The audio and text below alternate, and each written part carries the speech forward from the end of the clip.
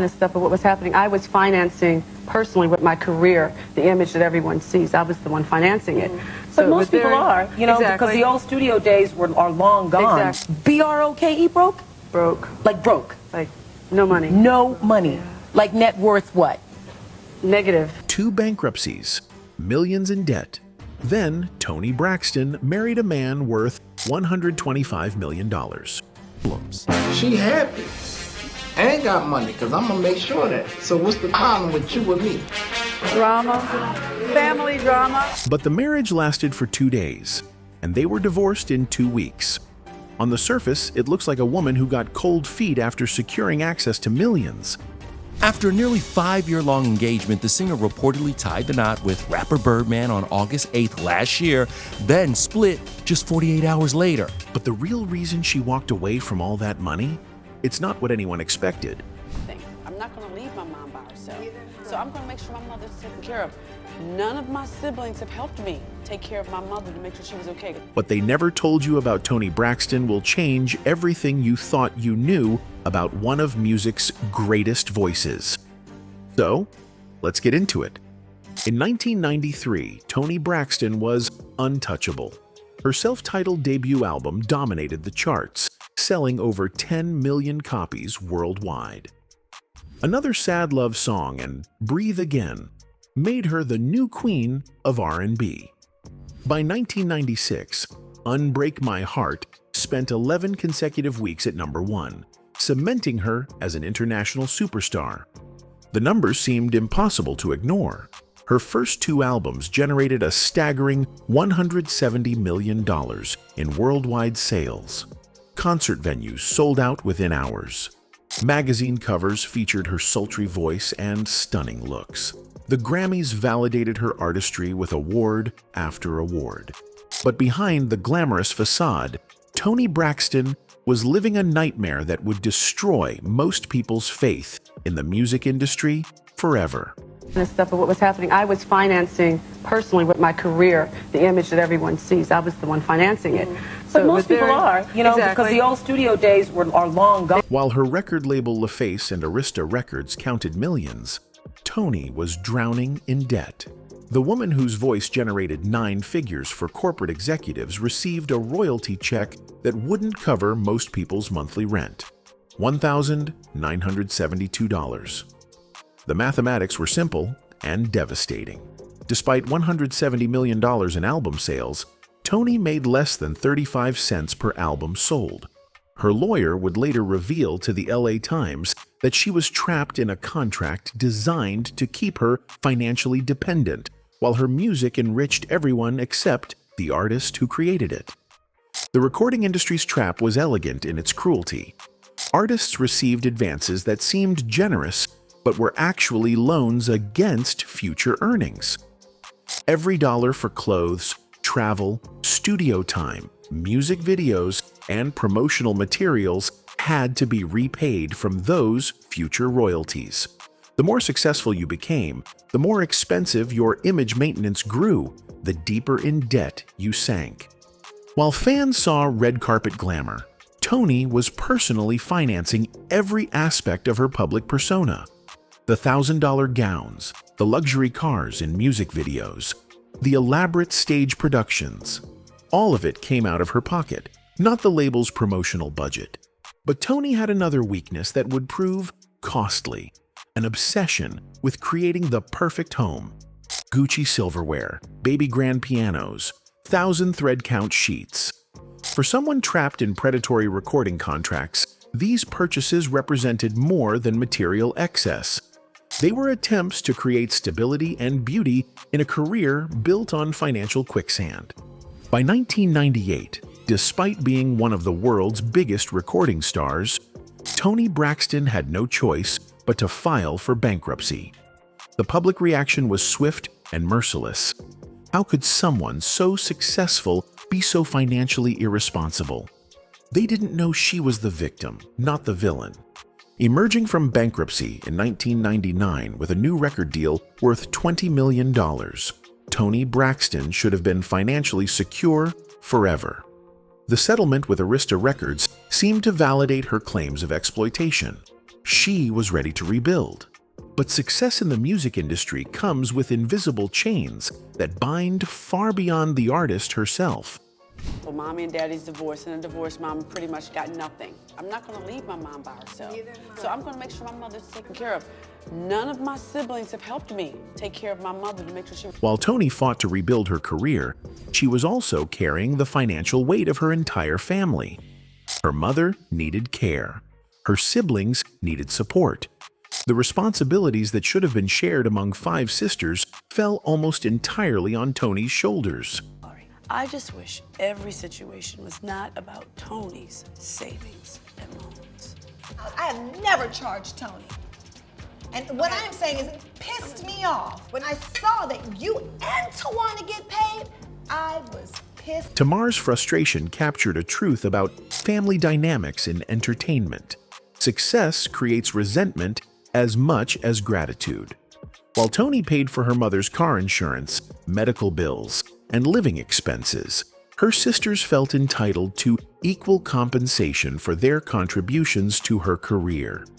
The 2000s brought new challenges that would test Toni's resilience in ways bankruptcy never could. Her attempt to evolve musically and compete with younger artists like Beyoncé and Rihanna resulted in albums that sold hundreds of thousands instead of millions. Those albums, that's like that one-night stand that you don't want to talk about, she would later admit. You don't want anyone to know about those records that didn't do well. I had a few of those. But her biggest gamble would come in 2006 when she announced Toni Braxton Revealed, a Las Vegas residency that she financed entirely herself. My second bankruptcy was because I was sick. I have lupus, and my show in Vegas got canceled. And the insurance wouldn't cover The it. insurance didn't cover it, so I had to pay my... The Vegas show represented everything Toni had learned about the entertainment industry. Never trust others with your financial future. She funded the production, paid the vendors, and assumed all the risk. For an artist who had been exploited by record labels, this independence felt like freedom. On April 2007, during what should have been a routine performance, Toni collapsed on stage. The diagnosis was devastating: microvascular angina, followed by lupus. Her body was telling her what the industry never would, that some prices are too high to pay. With contracts signed and vendors paid, Toni found herself in an impossible position. Insurance company Lloyd's of London refused to honor her $70,000 policy, claiming she hadn't disclosed her complete medical history. The same woman who had been exploited by record labels was now being abandoned by insurance companies. By 2010, Toni Braxton filed for bankruptcy a second time. This wasn't about Gucci silverware or 1,000 thread count sheets. This was about a woman whose body had betrayed her just as thoroughly as the industry that made her famous. The debt totaled between $10 and $50 million. The assets, $1 to $10 million. Among her creditors were Cedars-Sinai Medical Center, the IRS, and the vendors who had trusted her Vegas vision. But unlike her first bankruptcy, this time the public was less forgiving. How could someone file twice? The narrative shifted from exploitation to irresponsibility, from victim to repeat offender. By 2016, Toni Braxton was 49 years old, twice divorced, and rebuilding her career through reality television. Braxton Family Values had given audiences a glimpse into her complex family dynamics, but it also revealed a woman still searching for love and stability. That's when Brian "Birdman" Williams re-entered her life in a way no one expected. The friendship between Toni and Birdman stretched back to 2002, when she featured on his track, "Baby You Can Do It." Their flirty music video showed undeniable chemistry, but both were in different places in their lives. Birdman was building Cash Money Records into a hip-hop empire. Toni was married with 2 young sons. 14 years later, their paths crossed again at Grammy Park in May 2016. When Birdman showed up to support Toni's performance, the hip-hop and R&B worlds took notice. Here was the Cash Money CEO, worth an estimated $125 million, publicly supporting a woman who had been through financial hell twice. The optics were perfect for speculation. A wealthy man, a financially vulnerable woman. The narrative practically wrote itself. She happy. I ain't got money because I'm going to make sure of that. So what's the problem with you and me? Drama. By June 2016, they made their red carpet debut at the BET Awards, cuddled up in matching black ensembles. The internet exploded with opinions. Age gaps, financial motivations, gold digger accusations. The commentary was particularly harsh toward Toni, as if a woman in her 50s couldn't possibly attract a wealthy man based on anything other than his bank account. But those who watched closely saw something different. In August 2016, when Birdman surprised Toni with a new Bentley SUV, her sister Tamar captured something telling in her Instagram video. Genuine joy. This wasn't a woman calculating financial benefit. This was someone experiencing unexpected love. I'm an alpha woman moving forward. I think I need a person who would understand. The relationship moved quickly toward something serious. In February 2018, Birdman proposed with a reported $1 million yellow diamond ring. The engagement should have been purely celebratory, but instead, it intensified the gold digger narrative. Critics pointed to Toni's 2 bankruptcies as evidence of ulterior motives. What they missed was the complexity of 2 people who had navigated the entertainment industry's treacherous waters for decades. Birdman understood the pressures that had destroyed Toni's finances. He had watched artists get exploited by labels, managers, and business partners. Her financial struggles weren't signs of incompetence. They were battle scars from an industry designed to transfer wealth from creators to corporations.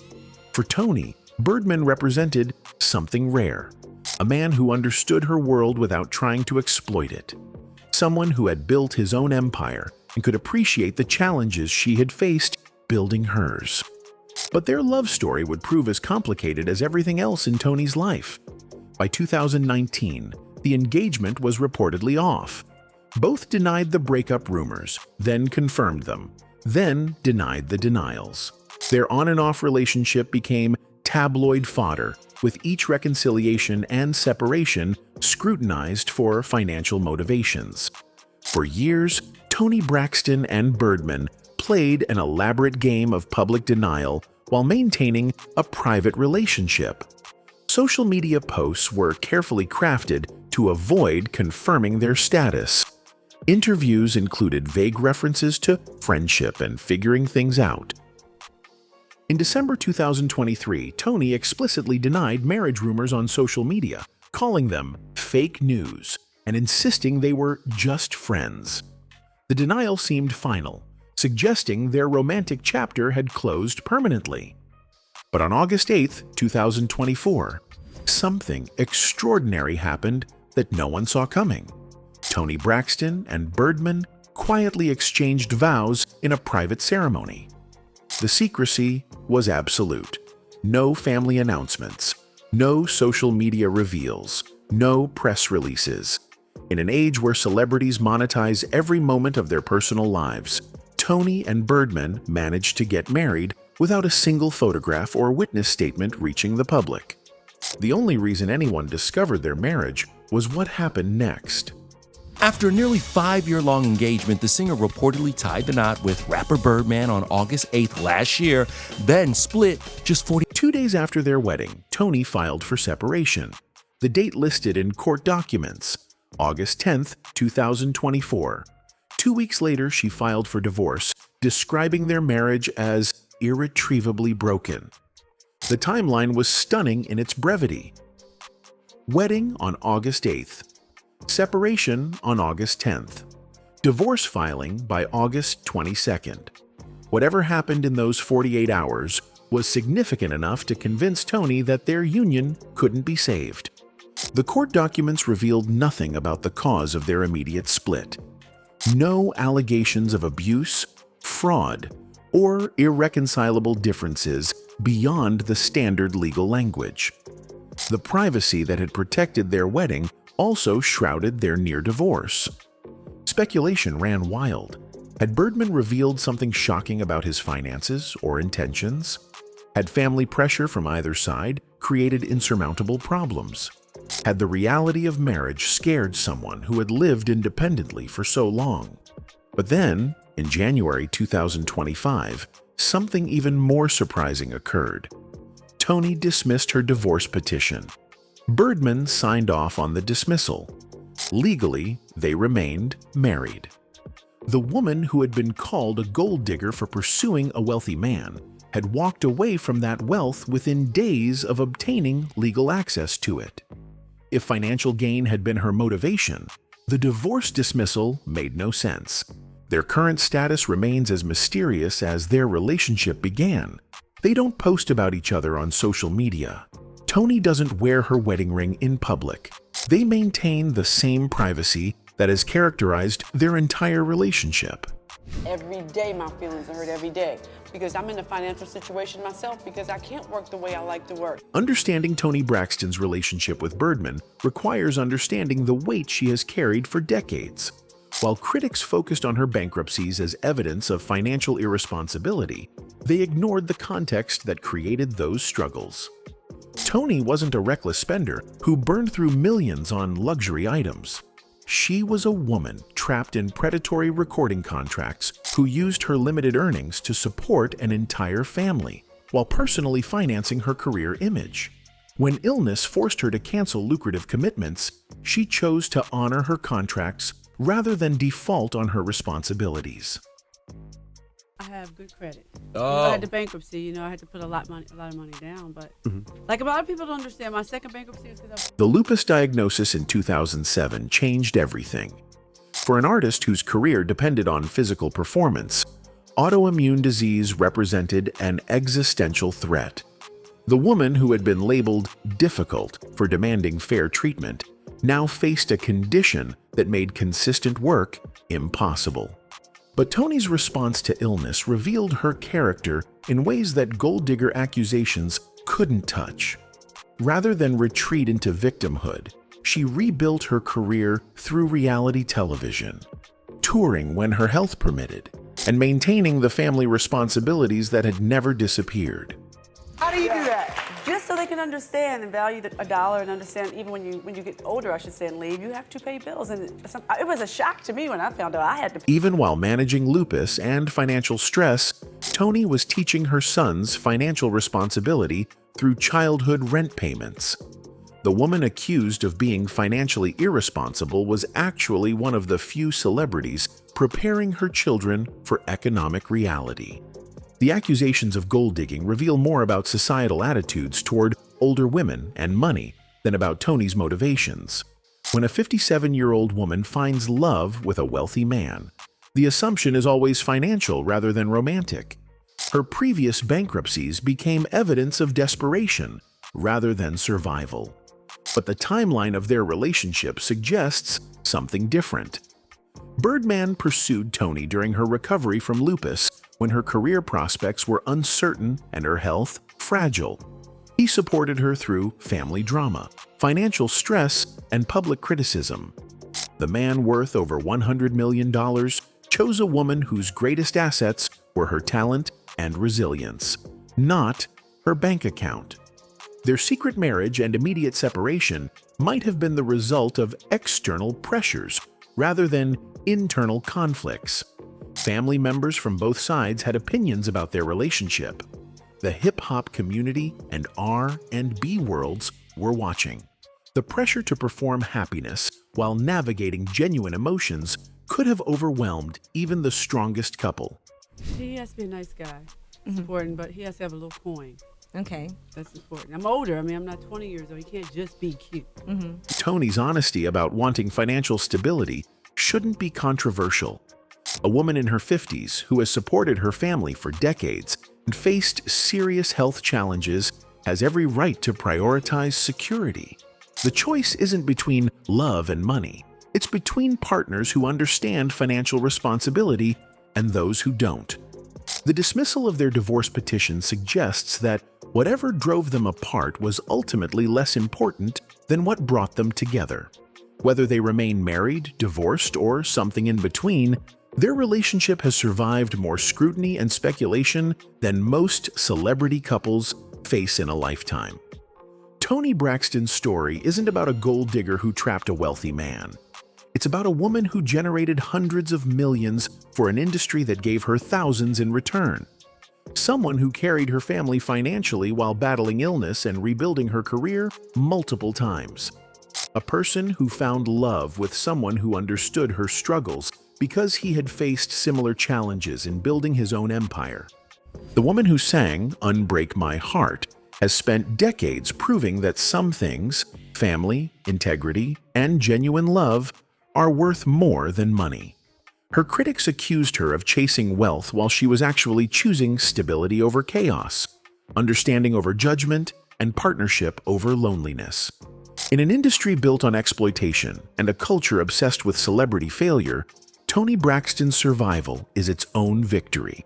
Whether her marriage to Birdman lasts or fails, her real triumph is refusing to let other people's opinions define her worth or limit her choices. Anyway, that's it for this video, folks. Bye.